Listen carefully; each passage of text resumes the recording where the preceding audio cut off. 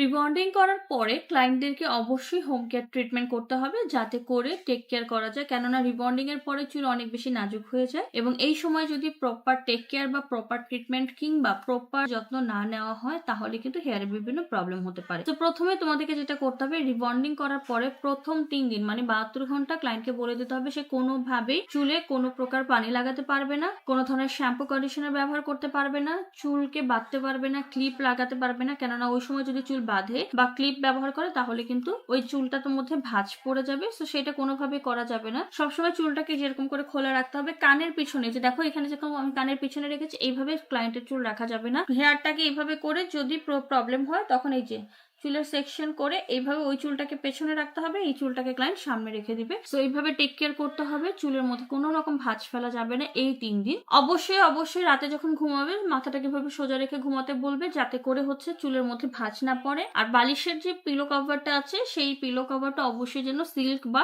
Satin কাপড়ের মধ্যে হয়। যদি সেটা না থাকে, তাহলে সিল্কের কোনো ওড়না বা স্যাটিন কাপড়ের কোনো ওড়না দিয়ে রেখে দিতে বলবে। দেন সেখানে সে শুবে, যাতে করে চুলে যদি ঘষা লাগে, চুল যেন রাফ অ্যান্ড ড্যামেজ না হয়ে যায় কিংবা চুলে ভাঁজ না পড়ে। শুধু যে নর্মালি এভাবে করবে তা না, সবসময় তোমরা নিজেরাও নিজেদের বাসায় যখন তোমরা ঘুমাচ্ছ, তখন যদি এভাবে করো, তোমাদের হেয়ার কিন্তু অনেক হেলদি থাকবে। এরপরে ক্লায়েন্ট যখন তোমার অফিসে আসবে, তোমার কাছ থেকে ট্রিটমেন্ট করে সে বাসায় যাবে, এরপরে সে কি করবে? এরপর তাকে অবশ্যই সালফেট এবং প্যারাবেন ফ্রি শ্যাম্পু ইউজ করতে হবে। এবং শ্যাম্পুটা প্রতিদিন করবে না, শ্যাম্পুটা 2 থেকে 3 দিন করলেই এনাফ। বাট যখন সে শ্যাম্পু করবে, তখনই সে কিন্তু হেয়ারে কন্ডিশনার অ্যাপ্লাই করবে। এবং সিরামটা সে প্রতিদিন ভালো ব্র্যান্ডের, ভালো মানের একটা সিরাম ইউজ করবে। সেটা সে প্রতিদিন ভেজা চুলে জাস্ট কয়েক ড্রপ সিরাম নিয়ে এইভাবে ভালো করে হাতের মধ্যে দিয়ে, দেন এই যে আঙ্গুলের মাঝখানে এইভাবে দেওয়ার পরে তুমি তালুতে যেই চুলটা আছে, এই যে চুলটাকে নিয়ে সিরামটা অ্যাপ্লাই করলে, এইভাবে সিরামটাকে সুন্দরভাবে অ্যাপ্লাই করে দেন যে তোমার আঙ্গুলের মাঝখানে আমরা যেখানে সিরাম লাগিয়েছিলাম, ওইটা এরকম আঙ্গুলটাকে দিয়ে ঢুকিয়ে এইভাবে করে তোমাকে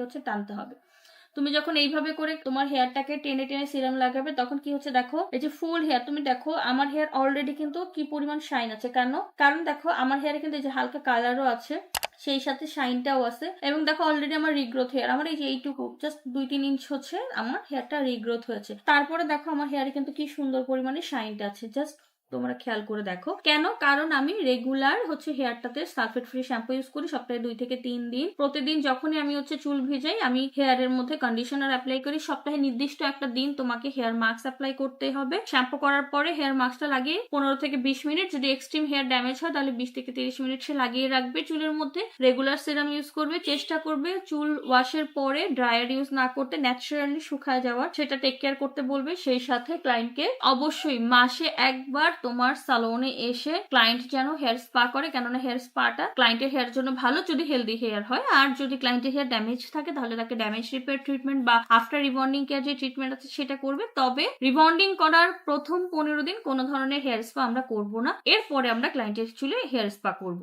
এবার আসো আরেকটা মোস্ট ইম্পর্টেন্ট জিনিস, যাদের হেয়ারে কালার করতে হয় কিংবা হেয়ারে মেহেদি লাগায়, তাদেরকে বলবে যে রিবন্ডিং করার প্রথম 1 থেকে 2 মাস কোনো ধরনের কালার, কোনো ধরনের রিবন্ডিং এর কোনো মেহেদি বা কোনো কিছু রিবন্ডিং করা চুলে যেন সে অ্যাপ্লাই না করে। তাহলেই ক্লায়েন্টের হেয়ারটা ভালো থাকবে এবং হিটিং স্প্রে থেকে কিংবা জট করা, কার্ল করা, এই ধরনের হেয়ার স্টাইল গুলো থেকে নিজেদের হেয়ারটাকে টেক কেয়ার করতে হবে। তো এটা গেলে এবার চলো তোমাদেরকে অ্যাডিশনাল কিছু ট্রিক্স এন্ড টিপস দেই। সেটা যে ক্লায়েন্ট যখন অয়েলিং করে, যেমন ধরো কোনো ক্লায়েন্ট তোমার তার চুলের মধ্যে সে অয়েলিং করতে চাচ্ছে, তখন তোমাকে সে প্রশ্ন করতে পারে যে আপু আমি কোন ধরনের হেয়ার অয়েল ইউজ করবো। অবশ্যই তাদেরকে ন্যাচারাল হেয়ার অয়েল গুলাকে সাজেস্ট করবে। যেমন সে নারকেল তেল ব্যবহার করতে পারে, সে আর্গান অয়েল ইউজ করতে পারে, সে অলিভ অয়েল ইউজ করতে পারে, এবং সপ্তাহে 1 থেকে 2 বার সে ইউজ করতে পারে। কিন্তু মেক শিওর যে রিবন্ডিং করা চুলে যেন ওভারনাইট হেয়ারে অয়েল না থাকে। 1 থেকে 2 ঘন্টা ম্যাক্সিমাম ইজ এনাফ, এর বেশি রাখার দরকার নাই। এরপরে যেটা বললাম যে যদি ক্লায়েন্ট তোমার অনেক বেশি রোদে বের হয়, তাহলে অবশ্যই তাকে বলবে যেন স্কাল ঢেকে রাখে বা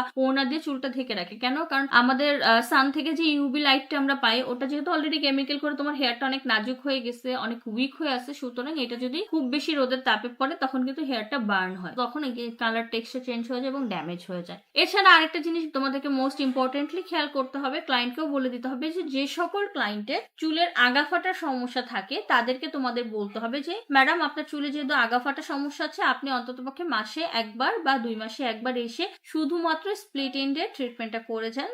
শুধুমাত্র আগাফাটা, ওটাতে হেয়ারের লেন্থ কিন্তু শর্ট হয় না। শুধু ধরো তোমার যেই চুলগুলোতে যে তোমার এখানে যেখানে যেখানে তোমার আগাফাটা, আমার আগাফাটার প্রবলেম নাই, তো যাদের আগাফাটার সমস্যা থাকে দেখবে এগুলো উঠে উঠে থাকে, সো ওই জিনিসটাকে স্মুথ করে ফেলার জন্য তোমাকে হচ্ছে স্প্লিট ইন্টে ট্রিটমেন্টটা করতে হবে। তো এই ছিল তোমাদের টিপস অ্যান্ড ট্রিপস গুলো। বাকি থিওরি ক্লাস আমাদের এখানে শেষ হচ্ছে, এরপরে আমরা চলে যাবো সরাসরি আমাদের প্র্যাকটিক্যাল ক্লাসে।